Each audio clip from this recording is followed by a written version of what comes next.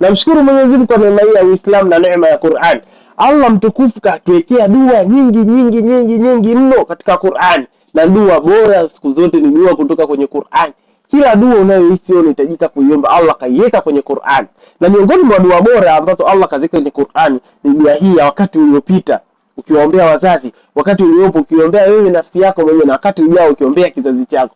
Yani hii tunaita dua wakati uliopita, uliopo na wakati ujao. Allah anasemaje? Rabbi inni auzi'ni an ashkura ni'mataka allati an'amta alayya wa an walidayya wa an amala salihan tardah wa aslih fi dhurriyyati inni tubtu ilayka wa inni minal muslimin. Hii ni dua iliyoelezewa katika suratul Ahqaf aya 15. Allah akielezea kwamba mja atakuwa akiomba kwamba Rabbi auzi'ni an ashkura ni'mataka allati an'amta alayya, Mola wangu wa haki nisaidie mimi niwe ni mwenye kuzishukuria neema zako ambazo umeniruzuku juu yangu, wa an walidayya, na wazazi wangu, wa an amala salihan tardah, na niwe ni mwenye kufanya neema njema ambazo kwamba wewe unaridhia, wa aslih fi dhurriyyati, na unifanyie wepesi katika kizazi changu, inni tubtu ilaika, hakika yangu mimi natubia kwako, wa inni minal muslimin, na hakika yangu mimi ni miongoni mwa watu waliojislimisha kwako, ni miongoni mwa Waislamu.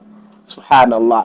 Hizi ndio dua bora kutoka katika Qur'ani. Dua gani nyingine bora kutoka katika Qur'ani unaijua? Tukutane kwenye comment.